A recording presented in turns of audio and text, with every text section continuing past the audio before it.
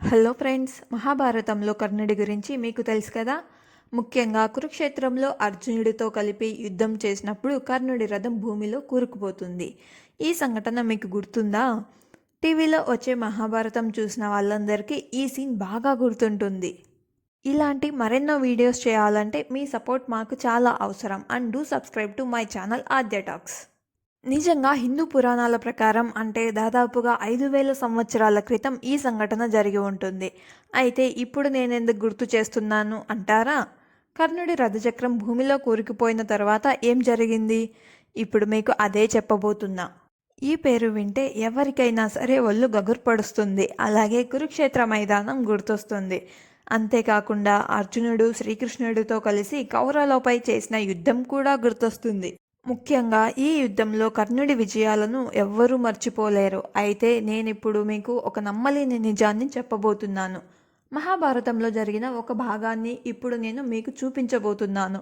ఎప్పుడో 5,000 సంవత్సరాల క్రితం జరిగిన యుద్ధానికి సంబంధించి ఇప్పుడు చూపించే విషయం ఏముంటుంది అని ఆలోచిస్తున్నారా? భాగబట్లోని సినోలి అనే గ్రామంలో ఆర్కియాలజిస్టులకు ఒక వస్తువు దొరికింది. దీన్ని చూసిన సైంటిస్టులు షాక్ అయ్యారు. ఇది ఎలా సాధ్యం అని ఆలోచనలో పడ్డారు. పదండి, ఇప్పుడు నేను మీకు ఆర్కియాలజిస్టులకు అక్కడ ఏం దొరికిందో చూపిస్తాను. 2018-19 మధ్యలో ఉత్తరప్రదేశ్లోని భాగవట్ జిల్లాలో సినోలి అనే ఒక చిన్న గ్రామంలోని కొంతమంది రైతులు తమ పొలాలను దున్నుతున్నారు.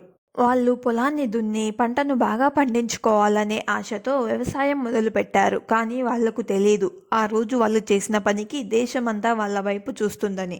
వాళ్ళు పొలాన్ని దున్నుతున్నప్పుడు మట్టి కాదు బయటికి వచ్చింది, మహాభారతానికి సంబంధించిన బంగారపు నాణాలు, రాగి పాత్రలు. ఇది చూసిన రైతులు ఆశ్చర్యపోయారు. ఎవరికి ఈ విషయం చెప్పాలో చెప్పకూడదో కూడా తెలియలేదు.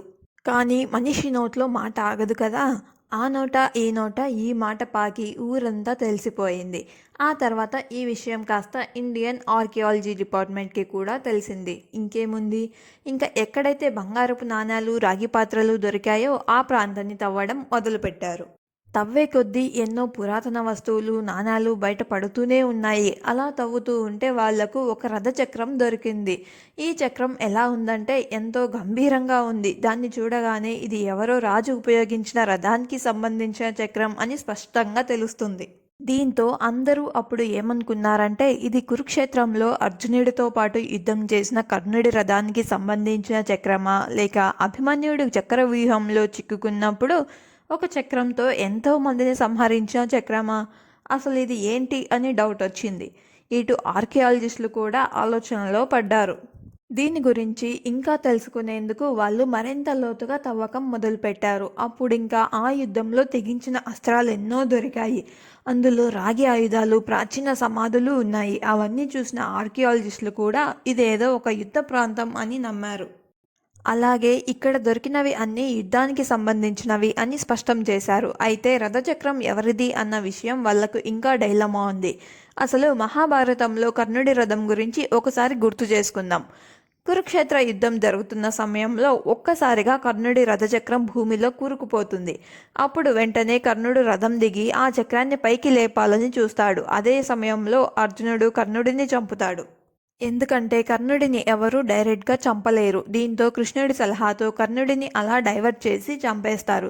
హిందూ పురాణాల ప్రకారం మహాభారత యుద్ధం జరిగి దాదాపు 5,000 సంవత్సరాలు అయింటుంది. ఇప్పుడు 2018లో సేమ్ అలాంటి ఒక రథచక్రం దొరకడంతో అందరూ కంగుతిన్నారు. ఈ రథచక్రం కర్ణుడిదే అయ్యుంటది అని కొందరు నమ్మితే మరికొందరు కాదంటున్నారు. దీంతో ఆర్కియాలజిస్టులు ఈ రథచక్రంపై మరింత పరిశోధన చేశారు. అప్పుడు తేలిందేంటంటే ఈ రథచక్రాన్ని కాపర్ అండ్ చెక్కతో తయారు చేశారు. అలాగే చక్రంపై ఉన్న డిజైన్ బట్టి ఇది ఆ కాలం నాటిదే అని ఆర్కియాలజీ సర్వే గుర్తించింది. కానీ సైంటిస్టులు ఇలాంటి నమ్మకాలను కాదు, సాక్ష్యాలని నమ్ముతారు కదా. దీనిపై పరిశోధన చేసి సైంటిస్టులు కూడా ఇది దాదాపుగా 2000 నుంచి 1800 బీసీకి సంబంధించిన చక్రం అని తేల్చేశారు. దీని పక్కనే పదునైన ఆయుధాలు కూడా దొరికాయి. అందులో ఖడ్గాలు, కత్తులు, కవచాలు ఉన్నాయి. ఇక్కడ ఇంట్రెస్టింగ్ విషయం ఏంటంటే ఈ ఆయుధాలపైన ఉన్న డిజైన్లు ఒకలాంటి లక్కతో చేశారు. ఇది ప్రాచీన కళలకు గుర్తింపు. దీని తర్వాత ఆర్కియాలజీ డిపార్ట్మెంట్లో సీనియర్లు దీనిపై పరిశోధనలు చేసి చెప్పారు అవి నిజంగా మహాభారత కాలం నాటి ఆయుధాలేనని. ఈ ఆయుధాలపై వేసిన లక్క డిజైన్ కేవలం ఆ కాలం నాటి కలే. ఇప్పుడు అందరికీ స్పష్టమైంది ఇవన్నీ కూడా కురుక్షేత్రంలో ఉపయోగించినవే అని. ఆ కురుక్షేత్రం జరిగిన ప్రాంతం ఎంతో విశాలంగా ఉంది. ఉత్తరప్రదేశ్లోని సినోలి ప్రాంతం కూడా అంతే విశాలంగా కనిపిస్తుంది. ఎప్పుడైతే ఆ ఆర్కియాలజిస్టులు ఆయుధాలు మహాభారత కాలం నాటివే అని గుర్తించారో అప్పుడు ఆ సినోలి గ్రామం అంతా తవ్వకాలు జరిపారు. ఆ తవ్వకాల్లో ఎన్నో విషయాలు బయటపడ్డాయి. ఇది ఇలా ఉంటే మహాభారతంలోని పాండవులు అక్కడక్కడ జీవిస్తూ ఉండేవారు.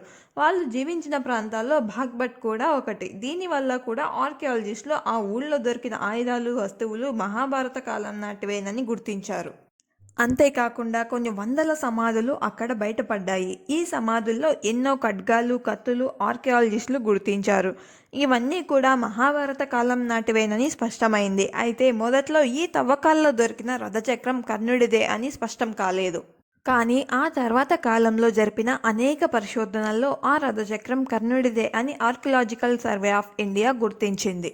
ఇప్పటి వరకు ఒకలా పరిశోధనలు జరిగితే ఎప్పుడైతే ఆ చక్రం కర్ణుడి రథచక్రం అని తేలిందో అప్పటి నుంచి మరింత లోతుగా అధ్యయనాలు మొదలయ్యాయి. ఈ చక్రం ఎక్కడ దొరికిందో ఆ చుట్టుపక్కల అంతా తవ్వకాలు చేశారు. మహాభారతం హిందువులకు పవిత్రమైన కావ్యం. దీని గురించి ఎక్కడ చూసినా ఎక్కడ విన్నా దానిని ఎంతో గౌరవంగా కొలిచే ప్రజలున్నారు మన దేశంలో. అటువంటిది నిజంగా ఇది కర్ణుడి రథచక్రమే కనుక అయితే అక్కడ దొరికిన వస్తువులన్నీ మహాభారత కాలం నాటివే అయితే మహాభారతం గురించి ఇంకా ఎన్నో మనకు తెలియాల్సిందే. నిజంగా ఇదే కనుక జరిగితే హిందూ ధర్మాల్లోని మరింత జ్ఞానం మనకు బయటపడే అవకాశం ఉంది. ఎందుకంటే ఈ పుణ్యభూమిలో ఎన్నో విషయాలు దాగి ఉన్నాయి. ఈ వీడియోని మీకు తెలిసిన అందరికీ షేర్ చేయండి. మన హిందూ ధర్మాన్ని అందరికీ తెలిసేలా చేయండి. అండ్ ఇలాంటి వీడియోస్ కోసం మా ఛానల్ని సబ్స్క్రైబ్ చేసుకోండి.